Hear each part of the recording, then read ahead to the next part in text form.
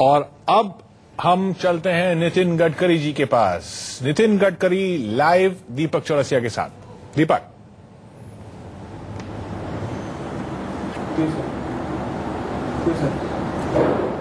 Bharatiya Janata party के लिए कहीं ना कहीं कभी खुशी कभी गम का माहौल है। दरअसल भारतीय जनता पार्टी को इस बात का फायदा मिल रहा है जो सरकार के खिलाफ देश भर में माहौल बन रहा है, लेकिन उनकी ही पार्टी के नेताओं की करतूतें कहीं ना कहीं उन्हें मुश्किल में डाल रही है। हम बात कर रहे हैं येदियुरप्पा साहब की और बात कर रहे हैं ऐसे तमाम नेताओं की जिन पर भ्रष्टाचार के आरोप लगे हैं। हमारे साथ इस वक्त नितिन गडकरी जी मौजूद हैं। गडकरी जी, सबसे पहला सवाल मेरा आपसे, अब से कुछ ही मिनटों पहले आरबीआई ने अपनी क्रेडिट पॉलिसी का ऐलान किया है और एक बार फिर से रिवर्स रेपो रेट और रेपो रेट बढ़ा दिए हैं। एक साल में कई बार ये रेट्स बढ़ाए गए हैं, यानी ईएमआई महंगा हो जाएगा। जिस आदमी ने शायद 20 साल के लिए ईएमआई लिया होगा उसे आने वाले समय में 40 साल तक चुकाना पड़ सकता है। इस हाइक को आप किस तरीके से देखते हैं? देखिए, ये 13 बार बढ़ा था, अब ये 14वीं बार बढ़ा है। मुझे लगता है ये एक प्रकार से मैं कहूं तो मुझे कहते हुए दुख हो रहा है, पर इस सरकार को आर्थिक दृष्टि से दिवाला पिटने की ओर सरकार जा रही है। आज इन्फ्लेशन रेट इतना बड़ा है कि महंगाई के कारण आम आदमी जीवन में जी नहीं सकता। इंडस्ट्री में कोई इन्वेस्टमेंट नहीं आएगी, नए रोजगार की निर्मित नहीं होगी, हमारा ग्रोथ रेट कम हो गया है, एग्रीकल्चर ग्रोथ रेट तो बिल्कुल खराब है। ऐसे स्थिति में रिजर्व बैंक की ये कृति जो है, ये कोई महंगाई कम इसके कारण नहीं होने वाली है, उल्टा इससे नुकसान होगा। और मुझे बहुत दुर्भाग्यवश कहना पड़ता है, विनाशकाले विपरीत बुद्धि। ये जैसे एक बार दिल्ली की राजधानी बदलने का काम किया था एक मोहम्मद ने, उसके बारे में इतिहास में उनका नाम अलग रखा गया था, उसी प्रकार की ये आर्थिक क्षेत्र में इस सरकार की कृति है। ये दुर्भाग्यवश देश का बहुत सत्यानाश करेगी, गरीबों को नुकसान पहुंचेगी, रोजगार की निर्मित को ठप कर देगी और ग्रोथ रेट, एग्रीकल्चर और industrial growth rate, service sector का सबको खत्म कर देगी। मुझे लगता है बहुत दुर्भाग्यपूर्ण है। वर्ल्ड इकोनॉमी में जिस प्रकार की अपॉर्चुनिटीज भारतीय उद्योगों के लिए थी उसको इन्होंने समाप्त कर दिया। अच्छा, इसमें और एक परिस्थिति की लोड शेडिंग शुरू है पूरे देश में, पावर कट चालू है, जो कोयले की अवेलेबिलिटी नहीं है, जो कोयले के माइन दिए वो इन्होंने बंद कर दी है। ऐसी स्थिति में पावर नहीं होगी, रेट अगर इस प्रकार से बढ़ते जाएगा, इंटरेस्ट रेट, इन्फ्लेशन का रेट बढ़ रहा है, लोगों को रोजगार नहीं है, गरीबी भूखे मर रहे हैं। और ऐसे समय सरकार कह रही है कि शहरों में 32 रुपए से ऊपर कमाई करने वाला धनवान व्यक्ति है और गांवों में 26 रुपए से ऊपर कमाने वाला व्यक्ति भी धनवान है, तो क्या करें? ये सरकार का दिमाग ठिकाने पर नहीं है। ये बहुत दुर्भाग्यपूर्ण है, देश के लिए ये बहुत बड़ा नुकसान पहुंचाने वाली बात है।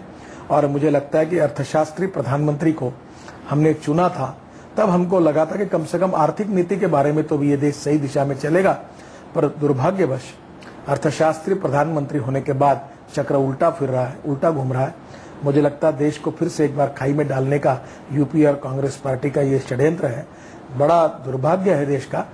महंगाई, भ्रष्टाचार, भुखमरी, बेरोजगारी से जनता त्रस्त है, आतंकवादी हावी है और उसमें इस प्रकार की इंटरेस्ट रेट बढ़ाकर बचा कुचा जो कुछ चल रहा था उसको भी बंद करके पूरा दिवाला पिटने का ही एक प्रकार का इरादा सरकार ने और कांग्रेस पार्टी ने जाहिर किया है, यही कहना पड़ेगा। मैं बड़ा दुखी हूं इस बात से। गडकरी जी, आपने कहा अर्थशास्त्री प्रधानमंत्री हैं, हम पिछले लगभग 7.5 सालों से उनको प्रधानमंत्री के पद पर देख रहे हैं। महंगाई के मुद्दे को हमेशा भारतीय जनता पार्टी ने उठाया। आपको लगता है ये वक्त आ गया है कि कांग्रेस पार्टी पुनर्विचार करे, यूपीए पुनर्विचार करे कि क्या इन प्रधानमंत्री के हाथों में देश सुरक्षित है? और क्या बीजेपी को लगता है कि प्रधानमंत्री पद पर अब किसी दूसरे व्यक्ति के बैठने की जरूरत है?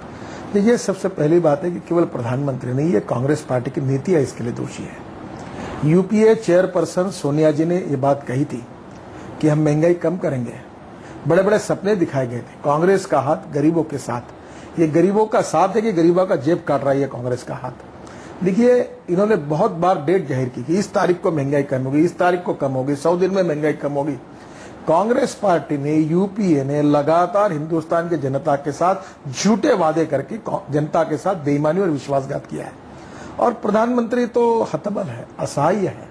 वो कहते हैं मुझे पता नहीं, मुझे मालूम नहीं क्या हो रहा, मुझे पता नहीं। बेचारे उनके तरफ देखकर तरस आता है। ऐसी अवस्था में वो कैसा काम करे, भगवान ही मालिक है। क्योंकि यहाँ उनके हाथ में कुछ है ऐसा लगता ही नहीं। मंत्री उनकी बात सुन नहीं रहे। और पवार साहब ने कहा वो बात सच है कि सरकार की ये हालत देखकर जुडिशियरी हो, बाकी लोग हावी हो गए हैं। सरकार की कोई कीमत नहीं रही है। देश का भविष्य बहुत खतरे में डाला गया है। पर इसके लिए केवल एक प्रधानमंत्री जिम्मेदार नहीं है, कांग्रेस पार्टी की नीतियां जिम्मेदार है, यूपीए जिम्मेदार है, और जितने प्रधानमंत्री जिम्मेदार है उतने यूपीए की चेयरपर्सन सोनिया गांधी भी जिम्मेदार है।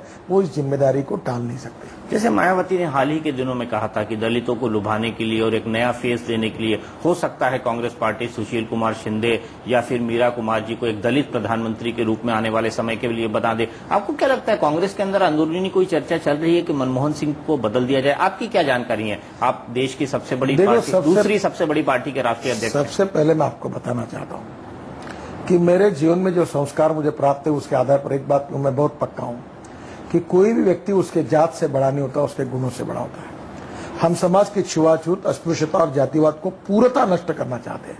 हम ये मानते नहीं कि जात के आधार की सुप्रीमेसी हमको मान्य नहीं है। मुझे लगता है ये वोट बैंक पॉलिटिक्स है। जो लोग अपने कार्य के कारण और काम के कारण जीतते नहीं और नाम बाबा साहेब अम्बेडकर, फुले, शाहू महाराज का लेते और केवल लक्ष्मी दर्शन का कार्यक्रम करते, लूट मचाते हैं, और जब भ्रष्टाचार करते और जब जनता उनको धकलने की बात आती है, निकालने की, तब जनता को मुहाने के लिए ये जातिवादी कार्ड फेंकते हैं। देखिए, मुझे ऐसा लगता है कि प्रधानमंत्री किसको भी बनाए, किसी भी जात का हो, पर ऐसा प्रधानमंत्री हो देश के भविष्य को बदले, भूखमरी, बेरोजगारी, महंगाई को कम करे, भय, भूख, आतंक, भ्रष्टाचार से देश को मुक्त करे, देश को कहीं नई दिशा दे, देश का एक्सपोर्ट बढ़ाए, एम्प्लॉयमेंट पोटेंशियल बढ़ाए, किसानों की आत्महत्या रोके। ऐसे प्रधानमंत्री के लिए है, अगर वो किसी भी जात का हो, किसी भी पंथ का हो, किसी भी धर्म का हो, तो भी हमको चलेगा। डॉक्टर अब्दुल कलाम साहब हमारे राष्ट्रपति हुए, आज भी हम गौरव करते हैं। अटल बिहारी वाजपेयी, अडवाणी जी ने एनडीए के समय उनको राष्ट्रपति के लिए चुना था। हम उनके ऊपर अभिमान करते कि ऐसा राष्ट्रपति हमको मिला कि आज भी हम दुनिया में घूमते हैं तो गौरवान्वित होते हैं। ये उनका श्रेष्ठत्व मुसलमान करके नहीं था, हिंदू है करके नहीं है, किसी जात के कारण नहीं था, वो व्यक्ति श्रेष्ठ थे। आज देश को सही में इन सवालों को सुलझाने वाला कोई भी व्यक्ति चलेगा, उसकी जात कोई भी होगी, पर जो देश के गरीबों को, देश के किसानों को, देश की दलित, पीड़ित, शोषित आदिवासी जनता को राहत देने वाला नेता हमको चाहिए। ये देश की आवश्यकता है। और ये जातिवादी बात करने वाले जो सब नेता है, जो अपने कार्य के कारण जनता में सेवा करने के बजाय मेवा खाते हैं, भ्रष्टाचार करते हैं, लक्ष्मी दर्शन का कार्यक्रम करते हैं और चुनाव आने के बाद भावनात्मक रूप से जातिवादी कार्ड फेंक के जनता को गुमराह करते हैं, मुझे लगता है जनता ने इस ट्रैप में नहीं फंसना चाहिए। चलिए, अगला मुद्दा। आजकल दिल्ली के गलियारों में बड़ी चर्चा है कि प्रधानमंत्री शायद बदल सकता है और राहुल गांधी जी को 2014 से पहले कांग्रेस अपने नेता के तौर पर, प्रधानमंत्री के तौर पर सामने रख दे। 2014 में तो उनकी कैंडिडेट को पार्टी पहले ही मोहर लगा चुकी है या इस तरह के बयान पहले ही नेता दे चुके हैं। आपको लगता है कि राहुल गांधी में प्रधानमंत्री बनने का पोटेंशियल है? देखिए, मैं आपको एक बात बता देना, देश का प्रधानमंत्री कौन बनेगा, इससे देश का भविष्य कैसा होगा, ये महत्वपूर्ण सवाल है। और एक व्यक्ति केवल भविष्य नहीं बदल सकता है। आज की वर्तमान स्थिति में सबसे बड़ी समस्या अगर कोई है तो wrong economic policies and bad and corrupt governance of Congress party, ये बेसिक रीजन है। चेहरा बदलने से काम नहीं होगा, नीतियां बदलनी चाहिए, एटीट्यूड, अप्रोच बदलना चाहिए, सरकार का मिशन बदलना चाहिए। जो सरकार गरीबों के प्रति बेफिक्र है, जो महंगाई के प्रति उदासीन है, जो आर्थिक नीति पर जो नहीं करना चाहिए लगातार वो गलतियां दोहरा रही है, जो किसानों की आत्महत्या रोक नहीं सकती, जो सिंचाई का क्षेत्र बढ़ा नहीं सकती, गांव में रोड नहीं बना सकती और बिजली तक नहीं दे सकती, जो कोल की खदानें एक के पीछे एक बंद कर रही है। देश के इंडस्ट्री में आज यहाँ के इंडस्ट्रीज बाहर जाके इन्वेस्टमेंट कर रहे हैं, देश से भाग रहे हैं। मुझे लगता नीतियां जब तक नहीं बदलेगी तब तक भविष्य नहीं बदलेगा। और कांग्रेस पार्टी का कोई भी व्यक्ति आएगा तो भी केवल व्यक्ति का चेहरा बदल जाएगा, स्थितियां नहीं बदलेगी, ये मेरा विश्वास है। किसको रखना किसको नहीं रखना मेजोरिटी उनके पास है, उसका निर्णय वो करें। पर जब तक ये पार्टी है, जब तक यूपीए है, तब तक भ्रष्टाचार रहेगा। जब तक कांग्रेस पार्टी और यूपीए, तब तक महंगाई, बेरोजगारी, भुखमरी, किसानों की आत्महत्या और आतंकवाद का पुष्टिकरण चलता रहेगा। जात पात सांप्रदायिक राजनीति चलती रहेगी, देश विकास की ओर नहीं जाएगा।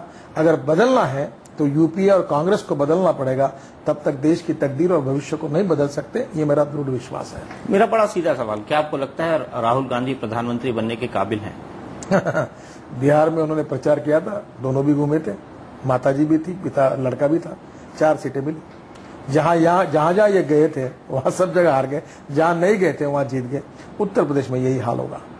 देखिए, मैं आपको बताना चाहता हूं, राहुल गांधी युवा है, राजीव गांधी के सुपुत्र हैं, सोनिया गांधी के सुपुत्र हैं, इंदिरा जी के नात है उनके क्या ग्रैंडसन है। पर मैं आपको एक बात बताना चाहता हूं, बड़े घर में और बड़े नेताओं के घर में जन्म लेने से काबिलियत सिद्ध नहीं होती। मुझे नहीं लगता कि राहुल गांधी देश के तकदीर को बदल सकते हैं। न देश की इंडस्ट्री को समझते हैं, न देश के एग्रीकल्चर को समझते हैं, न देश के कल्चर को समझते हैं, न देश की शिक्षा को समझते हैं, न देश में सिंचाई का महत्व क्या समझ सकते हैं, न गांव को समझते हैं। देखिए, मैं तो ये मानूंगा कि आज उन्होंने इतने उम्र में कम से कम अच्छा ट्रेनिंग लेना चाहिए था, पर दुर्भाग्यवश उनका ट्रेनिंग में आज जो उनकी प्रतिक्रिया आई, जिस प्रकार की आर्थिक स्थिति पर प्रतिक्रिया दे रहे, मुझे नहीं लगता कि देश की बागडोर वो ठीक से संभाल सकेंगे।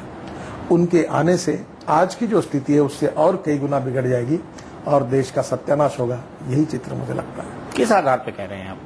क्योंकि कांग्रेस पार्टी तो उनमें अगला प्रधानमंत्री देख रही है। देखिए, कांग्रेस पार्टी अगला प्रधानमंत्री एक ही बात के लिए देख रही है कि वो राजीव गांधी के सुपुत्र है, सोनिया गांधी के सुपुत्र है। मैं आपको बताता हूँ, आपको एक सवाल पूछना चाहता हूँ और कांग्रेस पार्टी के नेताओं को, तमाम नेताओं को सवाल पूछना चाहता हूँ। जैसे वो लड़ाई होती थी पुराने समय में, तो लड़ाई में उन सैनिकों को प्रोत्साहन करने के लिए भाट आते थे जो बड़े बड़े पोवाड़े गीत गाते थे और सैनिकों को तारीफ करके उसको उत्साह देते थे। ये कांग्रेस पार्टी के नेता और प्रवक्ता ये भाट जैसे हैं। ये जैसे कांग्रेस में एक ही माँ बेटों की पार्टी है। ये public limited, private limited company नहीं है, प्रोप्राइटरी कंसर्न है। एक मालिक है, बाकी नौकर है और इनको किसी को ना अपने नेता के सामने बोलने की ताकत है। इन्होंने केवल ये खुशामदखोरी और लाचारी के कारण इनको पद मिले हैं और जो पद मिले वो उसी का बख्शीश है जो इनके खुशामदखोरी और लाचारी का है। सच इनके मुंह से निकल नहीं सकता, इनमें से कोई सच बोल नहीं सकते। जो सच बोलेगा उसकी कुर्सी जाएगी और इसलिए लोग कुछ बोलते ही नहीं, ये केवल तारीफ करते हैं। जाकर वहां अगर नमस्कार जोड़ने का है तो पैर जोड़ के दंडवत डाल देते हैं। लेकिन इससे देश नहीं सुधरेगा। आज देश में जरूरत है देश के सवालों के बारे में, चाहे वो कृषि क्षेत्र की समस्या है, उद्योग क्षेत्र में, खुली चर्चा करने की।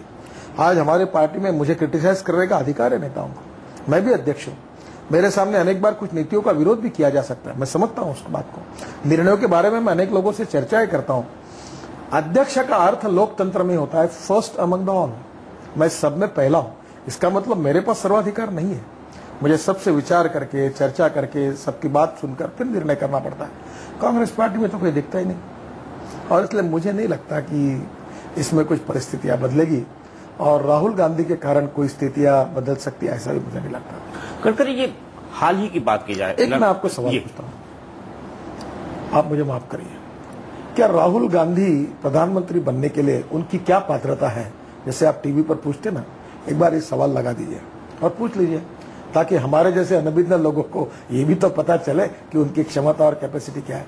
देखो, भले आदमी है, सज्जन है, तरुण है, मुझे उनके प्रति सहानुभूति है। स्वर्गीय राजीव गांधी के वो सुपुत्र हैं, सोनिया जी के सुपुत्र हैं, स्वर्गीय इंदिरा गांधी के वो मुझे लगता है कि उनका भी उनके साथ गहरा रिश्ता है। ये सब बातें, रिलेशनशिप मैं मानता हूं, पर इस देश में एक प्रधानमंत्री बनने के लिए जो एडमिनिस्ट्रेटिव एबिलिटी चाहिए, जो विकास का दृष्टिकोण चाहिए, जो कृषि से उद्योग क्षेत्र तक एक नीति चाहिए, उसका एक अध्ययन चाहिए, उसकी एक क्लैरिटी चाहिए, वो तो मुझे कहीं दिखती नहीं। और पॉलिटिकली मुझे तो लगता है कि आज कांग्रेस पार्टी में उनसे काफी लोग, उनसे भी बहुत क्षमतावान हैं, पर उनके पास एक चीज नहीं है कि वो राजीव गांधी के सुपुत्र नहीं है, जो बात इनके पास है। और परिवारवाद की राजनीति के कारण कांग्रेस पार्टी के सब दिल्ली से गली तक सब नेता एक ही बात कहते हैं कि राहुल गांधी को बनाओ, पर देश का क्या होगा? देश के भविष्य का क्या होगा? महंगाई का क्या होगा? भ्रष्टाचार का क्या होगा? बेरोजगारी का क्या होगा? 21वीं सदी में विकास करने के लिए देश कहां जाएगा? भय, भूख, आतंक, भ्रष्टाचार कैसे समाप्त होगा? देश में एग्रीकल्चर ग्रोथ रेट कैसा बढ़ेगा? देश में जीडीपी कैसे बढ़ेगा? देश में हैप्पी इंडेक्स कैसे बढ़ेगा? इसकी कोई सोचता नहीं इसके बारे में। मुझे लगता है ये, देखिए मैं आपको एक बात बता दूं, you can donate I but you can not donate vision. आप आंखें दान कर सकते हैं, दृष्टि नहीं दान कर सकते। विकास की दृष्टि का अभाव और विकास करने के लिए स्ट्रांग पॉलिटिकल व्हील और सही नीतियां, इसका अभाव और उसके साथ साथ wrong policies and bad and corrupt governance, इसका मिलन हो गया है और इसलिए देश लगातार निगेटिव ग्रोथ की तरफ जा रहा है। और मुझे लगता है कि ऐसी स्थिति में यूपी और कांग्रेस को बदले बिना इस देश के तकदीर को, इस देश के भविष्य को नहीं बदला जा सकता। बड़ी चर्चा है कि अब एक अल्टरनेट की जरूरत है और लोगों को लगता है कि बीजेपी सबसे बड़ी पार्टी है कांग्रेस के बाद, तो उसके आसपास कहीं ना कहीं एक गठबंधन 2014 में या अगर मध्यावधि चुनाव होते हैं उससे पहले बन सकता है। लेकिन लोगों को ये लगता है कि कांग्रेस और बीजेपी दोनों एक थैली के चट्टे बट्टे हैं। अगर उनके पास, कांग्रेस के पास कलमाड़ी है तो आपके पास येदियुरप्पा है, अगर उनके पास राजा है तो आपके पास रेड्डी बंधु है। तो आपको नहीं लगता कि कांग्रेस और बीजेपी में अब कोई मोटा अंतर रहा नहीं है जहां तक करप्शन की बात हो? इसीलिए कांग्रेस पार्टी के नेता कर रहे हैं कि येदियुरप्पा साहब ने लालकृष्ण आडवाणी जी की जो भ्रष्टाचार के खिलाफ जन चेतना यात्रा थी उसका टायर अब पंचर कर दिया है। मैं आपको एक सवाल पूछता हूं, येदियुरप्पा के खिलाफ और रेड्डी के खिलाफ क्या आरोप है? कोई आरोप सिद्ध हुआ है? कलमाड़ी के खिलाफ कहां आरोप सिद्ध हुआ है? देखिए सर, कलमाड़ी के साथ राजा के खिलाफ कहां आरोप सीबीआई सिद्ध का हुआ है? रिपोर्ट आया हुआ है। एक एक केस में क्या हुआ है इसके रिकॉर्ड्स आए हुए हैं। आप मुझे बता सकते हैं कि येदियुरप्पा ने क्या किया और रेड्डी ने क्या किया? देखिए, मैं आपको एक बात बताता हूं।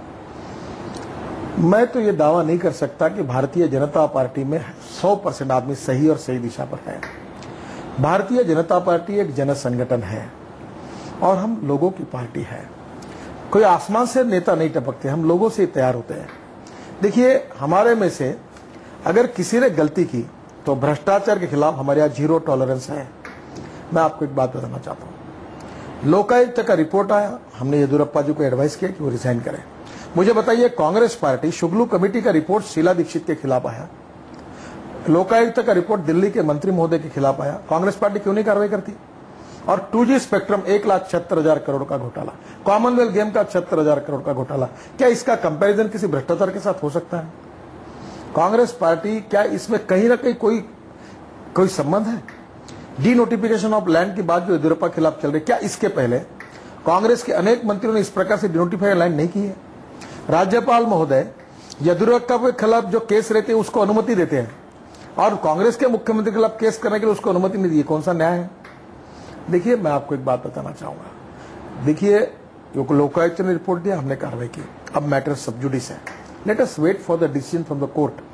कोर्ट का रिपोर्ट आने के बाद फिर फाइनल कोई भी ओपिनियन और निर्णय आप दीजिए।